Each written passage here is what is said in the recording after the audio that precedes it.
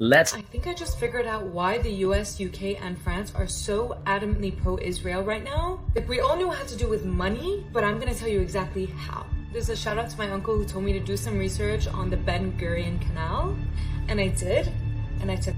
I not only don't care about them, I want them to lose, because only by losing can we break the paradigm of control that they've had over the Middle East peace process.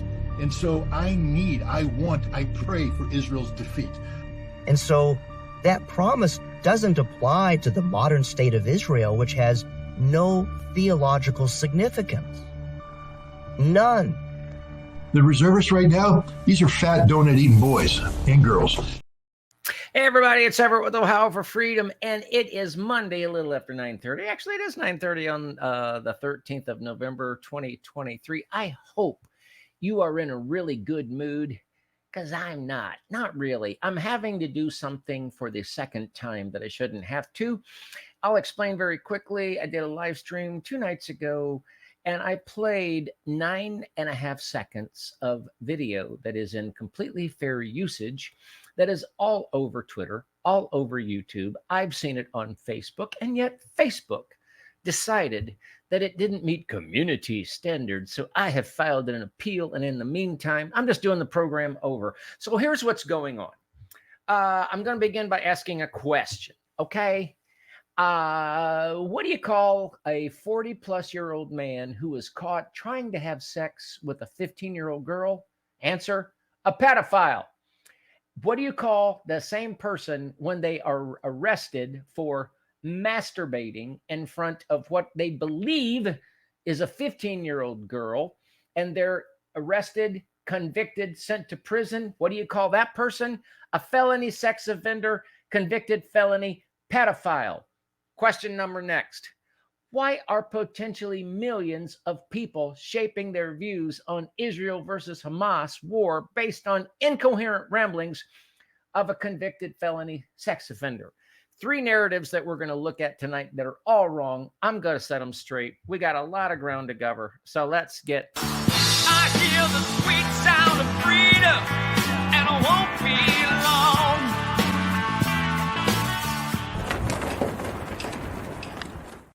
Please like, please share, please subscribe. Whatever platform you're on, please leave a comment. If you're on YouTube especially, smash the like button. I'm going to try to move fast. But I'm tired of it, folks. We are more than a month into this conflict. And I'm telling you, I refuse to look at this through the typical geopolitical lens. There is a spiritual dynamic that is primarily what is driving this. And you can tell because people are crazy and people are falling for stuff. And people are allowing their minds to be influenced by things that they ought to just like instantly, if not instantly reject, go to the root source and find out. I'm going to tell a quick story, then I want to move quick. The thing that I'll probably spend the most time on is people that are listening to a convicted felony sex offender, pedophile. Why? Why would you listen to somebody about that, about anything? It's absolutely nuts. So some months ago, I was included on a Facebook group in Messenger.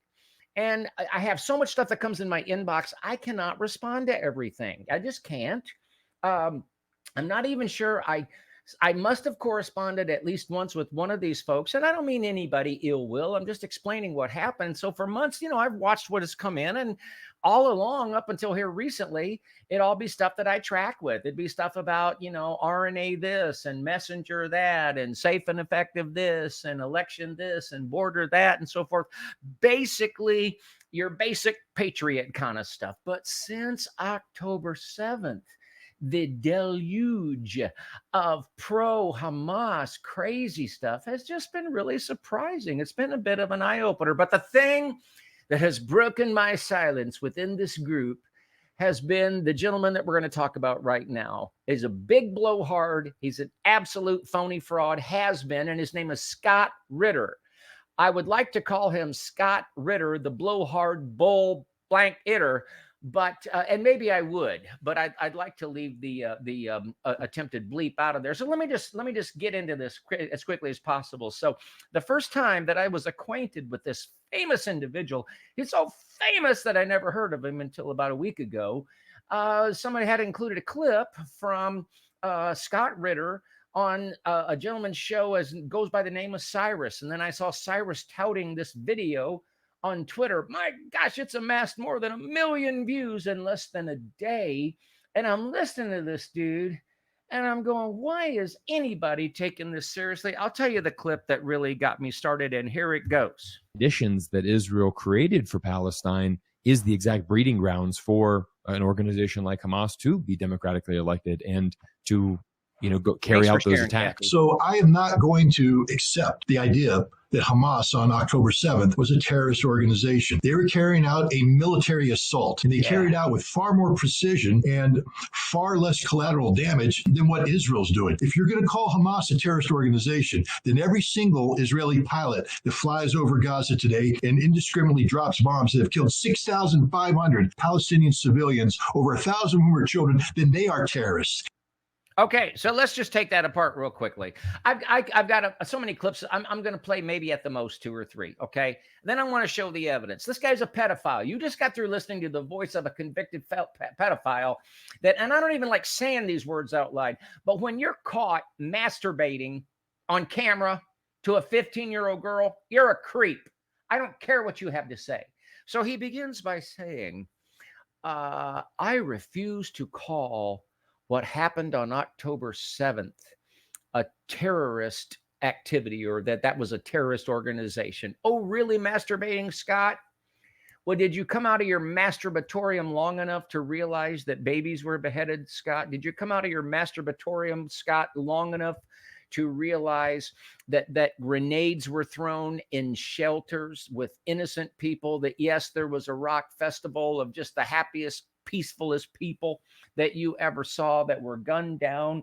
Is it not really masturbatory aficionado, Scott, when elderly women are taken hostage? What do you want to call that? You want to call that legitimate war? Then he goes on to say, then every Israeli pilot that's dropping bombs indiscriminately on well, that's not happening, Scott. Nobody's dropping bombs indiscriminately. It is true that the Gazans, or rather the Hamas, that you refuse to call terrorists, they will hold people at gunpoint and refuse to let them leave, or shoot them as they're trying to leave and using them as human shields.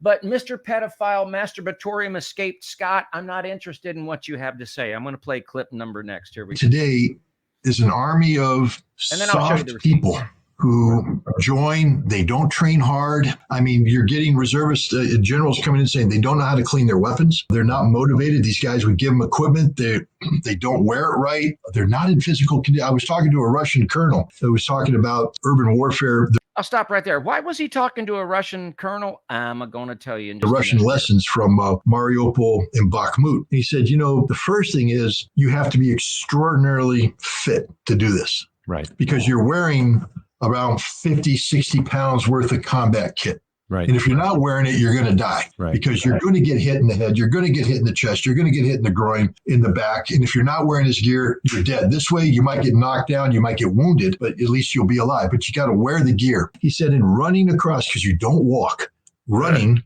from point A to point B, constantly getting up, getting down. He says, if you're not training for this, you're in trouble. He said, we had to take our units and go out. In addition to training on tactics, we had to get them physically fit. They had to be used to wearing this stuff.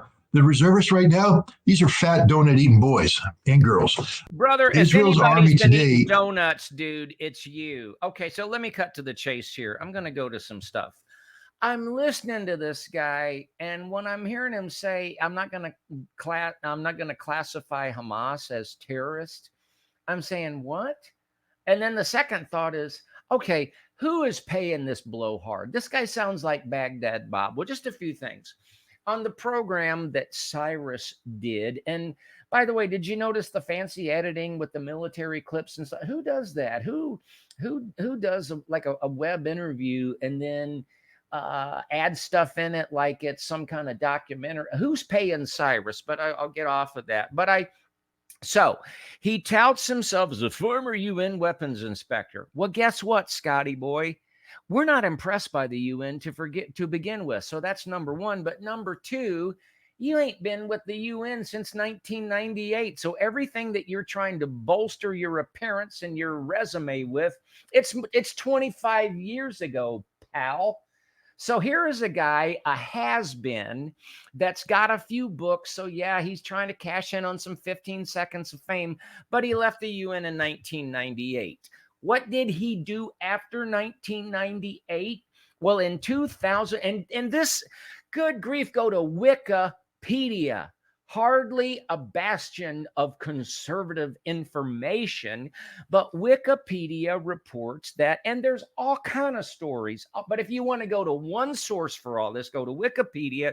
In 2001, he was charged in June with trying to set up a meeting with an undercover police officer posing as a 16-year-old. Now, I want you to think about what it was like in 2001 compared to now. That was before Me Too. He was able to do some kind of a 6 months probationary plea agreement thing. And so those charges were actually dismissed and sealed. That would never happen now. He'd be locked up for 20 or 30 years. But masturbating Scott Ritter wasn't done yet, because in 2009, he was arrested again over communications, once again with a police decoy. It shows you kind of how smart this guy is. If he really knew what he was doing, and I'm certainly wouldn't be proud of him if he did, but just to show how stupid this guy is, he got caught exchanging on the internet with an undercover cop posing as a 15-year-old girl. And they busted him when they got him on video masturbating for whom he believed was a 15-year-old girl. I don't even like saying those words, but why in the world is anybody listening to this creep? Why? I don't care what he has to say. I don't care what he has to say. Let me go to... I'm going to play one more clip, and then I'm going to tell you something else about his resume that totally puts him in the tank. Here we go. We have a military right now, as you pointed out, that's incapable of winning a single war. There's not a war out there we can win right now against a major opponent without resorting to nuclear arms. We cannot beat Iran. I know people don't want to hear that right now. Scott, you're un-American. You're anti-American. No, you're a pedophile. You come up with it, pal. I've done the op plan to go up against Iran. I know what it takes to go up against Iran. And Iran's a lot better today than they were when I helped write the op plan.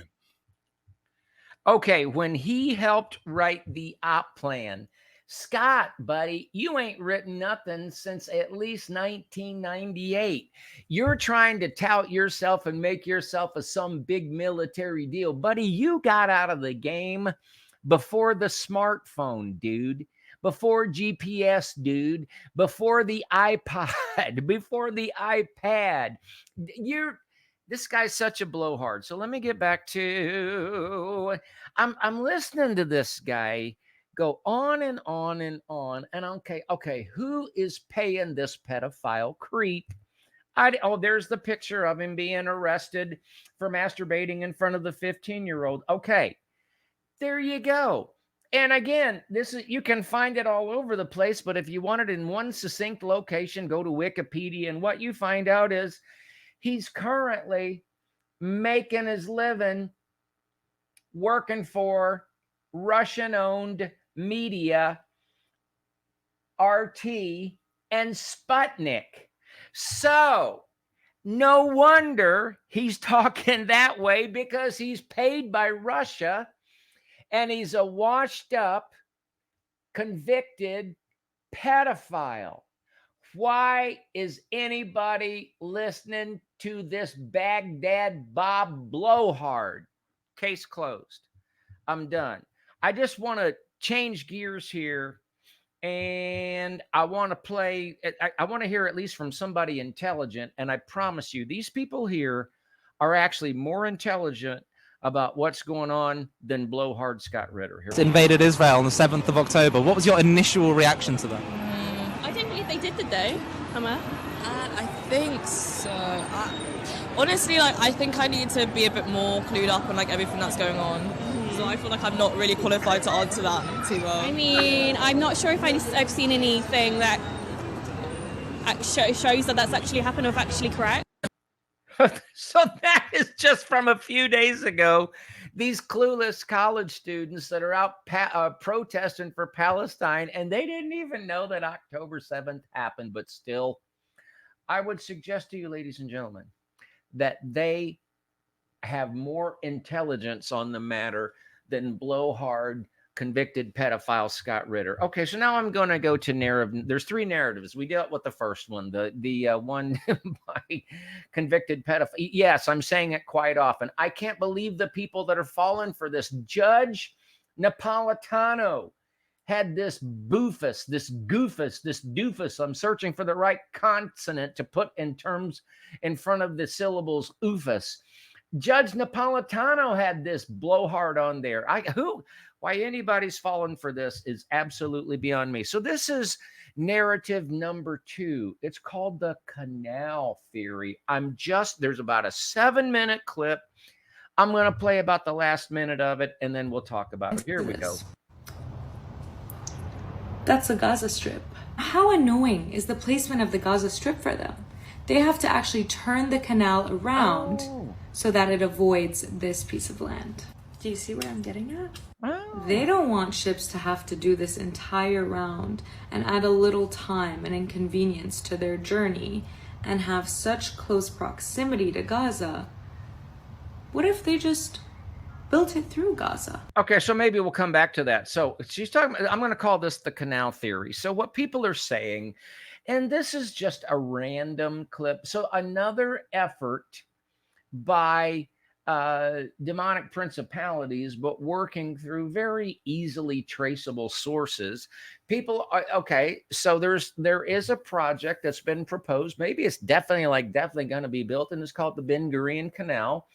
Ben Gurion evidently was the name. I wasn't around back then, believe it or not. I know the color of my hair, but the first prime minister of Israel's name was Ben Gurion. And so Israel, who has not had full access or maybe even any access to the Suez Canal, has been looking at building their own bigger and much better canal. And that seems to be the whole uproar. So we're going to play just about 30 more seconds of this young lady giving into she's going to tip her hand. But here's just an article that I pulled up about it. And this just shows you this person would like to portray themselves as a journalist, but they say some things like this. Some of Israel's most brutal attacks on innocent Palestinians are made citing quote, national security. What do you mean, quote, national security? Really talking like a journalist, right? And Israel's alleged right to defend itself. Folks, I'm sorry. You've got some intelligence, right? I've got some intelligence. This is not the work of a journalist. This is propaganda. This is blowhardism. Quote, national security and Israel's alleged right to defend itself. But then the author were going to explain if it was being attacked by another nation state, fair enough.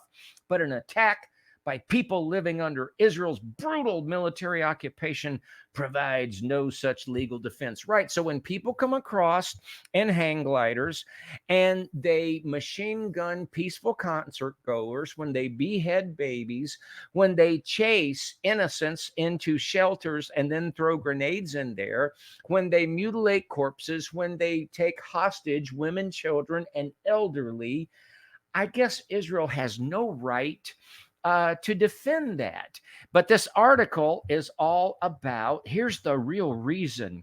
It's the canal, the Israel Canal Plan. Okay, I get it. So Israel wants to build a canal, and so that's why you have 1,400 dead Israelis. It makes perfect sense. But people are passing this stuff around like it's candy. So let me get back to the young lady here. Oh, no, wait, they don't want to do that. They don't want to help the Palestinian economy. What do you mean? That would defeat the entire purpose, wouldn't it? Unless they took that land. Yeah, that's what's going on. Israel wants to seize Gaza, annex the land, take it over, so they can build their canal through. And the US, the UK, and France are all for that. Now watch this. It's going to make them a lot of money at the cost of millions of lives. Now listen to the way people are talking. Listen to the way people are I don't care if there's even an egregious land grab, which I'm not saying that there is, but see, just slipping that are at the cost of millions of lives. Where in the world can you provide any proof or justification or any documentation? You're just pulling that out of thin air at the cost of millions of lives. Right. So Israel, that is so tiny and whose place in the world is fragile enough that at any moment the momentum of world opinion can turn against them. Yeah, they're gonna jeopardize that by just destroying millions of lives. But people are passing this stuff around like candy. But in the last few moments here, you're going to see, if this isn't proof of propaganda for you folks, then you can't recognize it. Here we Destroyed. go. Unfreaking believable.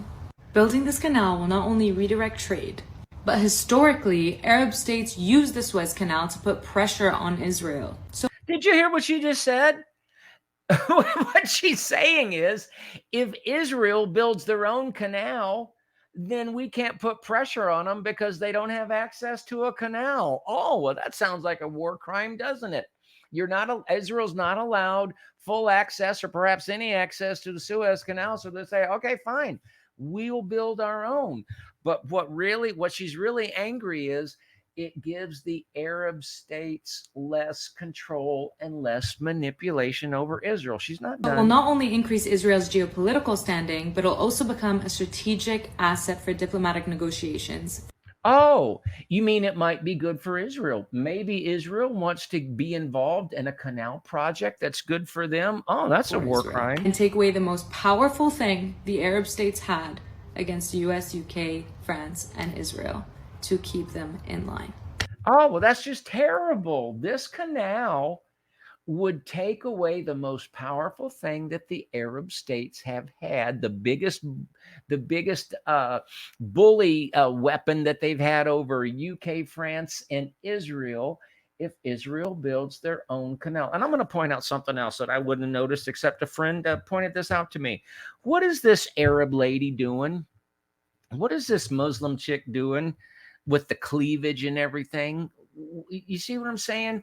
She's trying to capture the attention of people that aren't even allowed to dress that way. I don't care how she dresses that way, folks. I wanted to confront this narrative. This is just the most ridiculous thing I've ever seen. And then I'm going to go to narrative number last. Here we go. This is a theologian.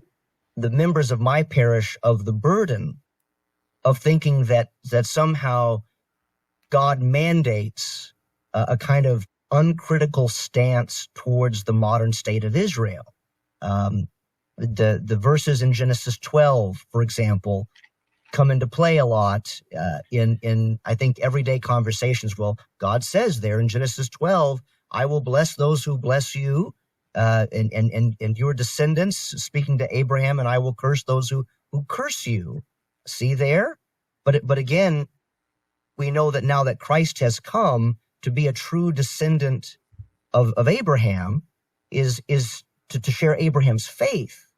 And so that promise doesn't apply to the modern state of Israel, which has no theological significance. None.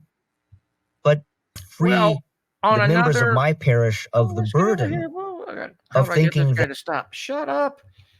On another program or some other time, I'll go through some scripture. I'll go through the scripture in much more detail. I'm just going to lay this one to rest right now. What's very obvious in what he just did is something he's conflating.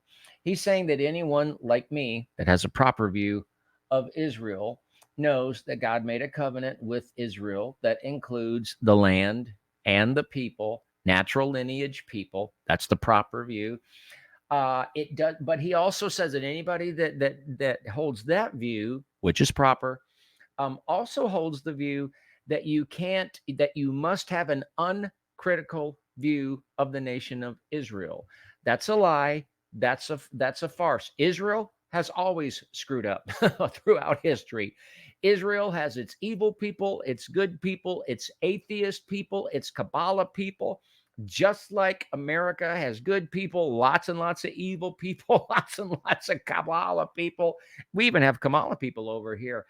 So no, no. If you have a proper view of Israel, that means that yes, God made a covenant with Israel that includes the land and the natural descendants. It does not mean that they can do no wrong. It does not mean that everything they do is divinely inspired.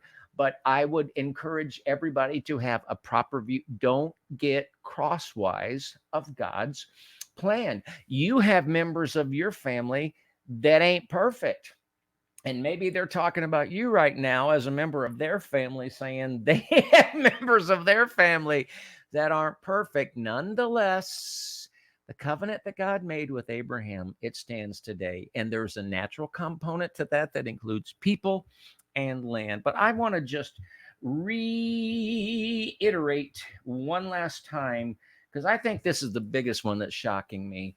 Don't take foreign policy advice from a convicted, masturbating in front of 15-year-old girls, pedophile that's paid and earns their living from Russian media. Good night, everybody. I hear the sweet sound of freedom,